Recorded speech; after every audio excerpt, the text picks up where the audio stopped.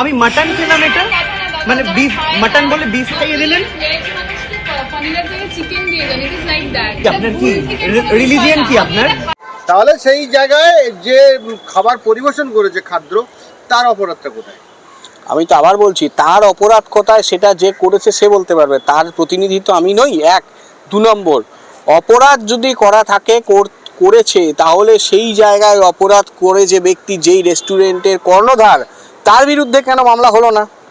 গরিব মানুষ যে সার্ভ করেছে তার বিরুদ্ধে মামলা হচ্ছে। আমি আবার বলছি, জিনিসটাকে গুলিয়ে দেওয়া হচ্ছে এবং এক শ্রেণীর যারা মানুষ, যারা নিম্ন মধ্যবিত্ত শ্রেণীর মানুষ, তাদেরকে শোষণ করা হচ্ছে এবং তাদেরকে প্রতিনিয়ত এরকম করে বোঝানো হচ্ছে যে তুমি কখনো। পরে শুনলাম অলিভব রেস্টুরেন্টের কর্ণধার উনি ক্ষমা চেয়েছেন সোশ্যাল মিডিয়াতে, না কিছু সামথিং এরকম বলেছে। যদি সেটা হয় তাহলে সেই কর্ণধার অ্যারেস্ট হবে বা তার বিরুদ্ধে তদন্ত হবে বা তার বিরুদ্ধে কোনো রকমভাবে কোনো আইনানুগ ব্যবস্থা নিতে পারতো। ওয়েটারের বিরুদ্ধে ও আইনানুগ ব্যবস্থা নিয়ে কোনো লাভের লাভ কিছু হয়নি, বরং সেই পরিবারকে হয়রানির শিকার হতে হয়েছে।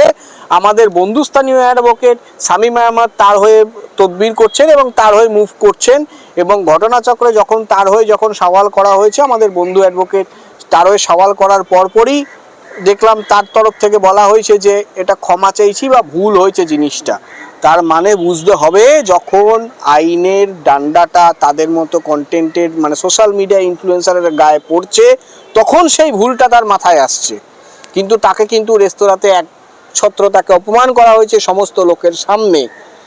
এই জিনিসটা পরিষ্কার বোঝা যাচ্ছে যে, আবার বললাম যে এই জিনিসটা পরিষ্কার একটা জিনিস দেখাচ্ছে, ইঙ্গিত করছে যে এই জিনিসটা যে মানুষের, আমাদের ঐক্যের বাংলা, সম্প্রীতির বাংলা। আমরা তো হিন্দুরাও, আমরা যারা ধর্মে হিন্দু, অনেক এরকম হিন্দু ব্যক্তি আছে যারা আপনার বারুইপুরে বিখ্যাত আসমা রেস্টুরেন্ট বলুন, বা এখানে যদি আপনি বলুন আমিনা, যেখানে বিফ পাওয়া যায়, তো সেই জায়গায় দাঁড়িয়ে গিয়ে খায়। আপনারা যদি কিছু দূরে আপনার কর্পোরেশন হেড অফিস, এখান থেকে ঢিলচড়া দূরত্ব কর্পোরেশনের হেড অফিস, তার থেকে একটুখানি এগিয়ে, তো এরকম অলিভব রেস্টুরেন্ট এবং অনেক রেস্টুরেন্টে এরকম আপনার ফগের মাংস পাওয়া যায়, যেখানে অনেক মুসলিম ভাইওরা খায়, কিন্তু তারা সেই জিনিসটা খাবে না। না খেলেই হলো, তারা তো জিজ্ঞেস করে। তাহলে উনি জিজ্ঞেস করেনি কেন? যখন খেতে যাচ্ছে তখন উনি জিজ্ঞেস করেনি কেন যে এটা কিসের মাংস? তখন তার ডাউট হয়নি কেন? উনি খাওয়ার পর অপমান করেছেন কেন? এরকম অনেক প্রশ্ন উঠে আসে। ব্রাহ্মণের ঘরের ছেলে আমাকে, দেখুন আমি জিনিসটা আবার বলছি, উনি যদি ব্রাহ্মণের ঘরের ছেলে হয় খুব ভালো কথা, উনি ব্রাহ্মণের ঘরের ছেলে, খুব সুন্দর কথা। কিন্তু ঘটনাচক্রে যেটা বলছি, যে আমি আবার বললাম জিনিসটা, এই ব্রাহ্মণ আমাদের বাঙালিতে সমাজে এই বৈষম্য কারা আনছে? ব্রাহ্মণ, ক্ষত্রিয়, বৈশ্য, শূদ্র, এই যে চারটা শ্রেণী, বা হিন্দুদের কায়স্থ, বা আমাদের মুসলিম ভাইদের মধ্যেও অনেক ওই ভাগ আছে, যতটুকু আমি জানি, খুব বেশি জানি না, শিয়া সুন্নি এরকম ভাগ আছে। তো প্রত্যেক ধর্মের মধ্যে ভাগ আছে, এই ভাগটা করছে কে? আমরা মানুষরাই করছি। আমি বারবার একটা কথা বলছি, আমরা সম্প্রীতির বাংলা চাই, যে সম্প্রীতির বাংলাতে মানুষ একে অপরের বিপদে ঝাঁপায়, একে অপরের উৎসবে মাতে। যেই বাংলা আগে ছিল, সেই বাংলায় হিন্দু, মুসলিম, শিখ, ইসাই, পার্সি যাদের এই সম্প্রীতিটা নষ্ট করছে, এই সম্প্রীতিটা যারা নষ্ট করছে, এবং যে উস্কানিমূলক কথাবার্তা সেই দিন শায়ক বলেছে রেস্টুরেন্টে দাঁড়িয়ে, বরং তার বিরুদ্ধেই প্ররোচনা এবং দাঙ্গার মতো সেকশন লাগিয়ে এবং উস্কানিমূলক কথাবার্তা, প্রভোকেশন অফ রায়ট, এবং যে কথাবার্তা আমার সংবিধানের মানে যে সংবিধানকে ছোট করে, ওর কথাবার্তা যা হয়েছিল, যেটা সংবিধানকে ছোট করছে। আমাদের সংবিধান সেকুলার, আমাদের সংবিধান ধর্মনিরপেক্ষ, সেই জায়গায় দাঁড়িয়ে যখন এই কথা শায়ক এরম উস্কানিমূলক মন্তব্য করছে, উচিত ছিল পুলিশের কাউন্টার করে তার বিরুদ্ধেও মামলা রুজু করার, কারণ সেও তার কথাতেও উস্কানি শোনা যাচ্ছে এবং উস্কানির ভাষা আমরা পেয়েছি। এই ঘটনা ঘটার পরে কেউ কেউ ওই শায়কের পাশে দাঁড়াচ্ছেন, আবার কেউ কেউ ওই রেস্তোরাঁর যিনি তার পাশেও দাঁড়াচ্ছেন। কোনো শুভবুদ্ধি সম্পন্ন মানুষ আমার মনে হয় না ওই সোশ্যাল মিডিয়ার ইনফ্লুয়েন্সার শায়কের পাশে দাঁড়াবেন। যার মিনিমাম সত্তা, মনুষ্যত্ব আছে, অবশ্যই সেই গরিব মানুষটার পাশেই দাঁড়াবে, এটাই খুব স্বাভাবিক। এবং আমরা নিজেরাও আইনজীবী হিসেবে, আমি তো বলছি, আমরা নিজেরাও ব্যক্তিগতভাবে আইনজীবী হিসেবে ওই গরিব মানুষটার সাথেই আছি। এবং যে কেস লড়ছে আমাদের বন্ধু অ্যাডভোকেট শামীম আহমেদ, ও নিজে যখন কেস লড়ছে আমরা ওর সাথে, এবং ওই ব্যক্তি যিনি অসহায় ব্যক্তি তার সাথে আমরা অবশ্যই থাকবো এবং আছিও। হচ্ছে অলিপপ রেস্তোরাঁয় বিফ এবং মটন খাওয়া নিয়ে বিতর্ক সৃষ্টি হয়েছে, এই প্রসঙ্গে আপনি কি বলবেন?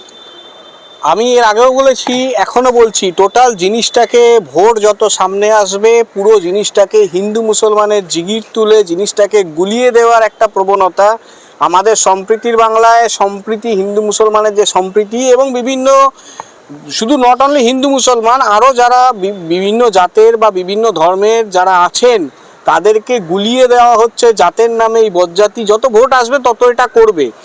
এটা কেন্দ্রের শাসক দল এবং বর্তমানে যে পশ্চিমবঙ্গের শাসক দল, দুটো শাসক দলের মিলিত যৌথ উদ্যোগে তারা এই জিনিসগুলো, যারা কন্টেন্ট ক্রিয়েটার বা যারা ধরুন সোশ্যাল মিডিয়াতে যারা খুব ইনফ্লুয়েন্সার পারসন বা চেনা মুখ, তাদেরকে দিয়ে এই জিনিসটা করে মানুষের মাথায় এটাই স্ট্রাইক করানো হবে যে আমি জিতলে হিন্দু সংরক্ষণ হবে আর আমি জিতলে এই মুসলিম সংরক্ষণ হবে।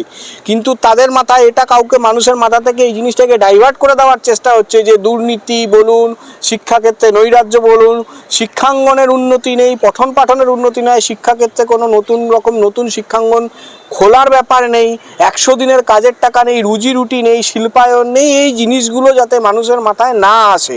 এবার মূল প্রসঙ্গে যেটা বলার সেটা হচ্ছে, এই যে জিনিসটা বলা হচ্ছে, যে ব্যক্তি বলেছে তার নাম খুব ভুল না করে সায়ক কিসাম টাইটেল, তার নাম আমি জানি কিন্তু শুনেছি, তার টাইটেল আমি জানি না বা পদবি আমি জানি না, যতটুকু আমি দেখেছি। যদি এইটা কথাটা ভেবে নিলাম সত্যি, আমি তর্কের খাতিরে যদি ধরে নিলাম সত্যি, তাহলে একটা মানুষের কাছে যদি মাটনের পিস যায় আর একটা বিফের পিস, দুটোর মধ্যে তো কিছু শেপের অমিল থাকবে রে বাবা, এবং তাদের বোনেরও কিছু ফারাক থাকবে। তো সে যখন খাচ্ছে তখন সে বুঝতে পারবে না যে এটা কিসের মাংস খাচ্ছে। সব থেকে বড় কথা, তারপর থেকে বড় কথা, তাকে তার জন্য অপমান করা হয়েছে, এবং শুধু নট অনলি অপমান, তার এগেনস্টে এফআইআর করা হয়েছে।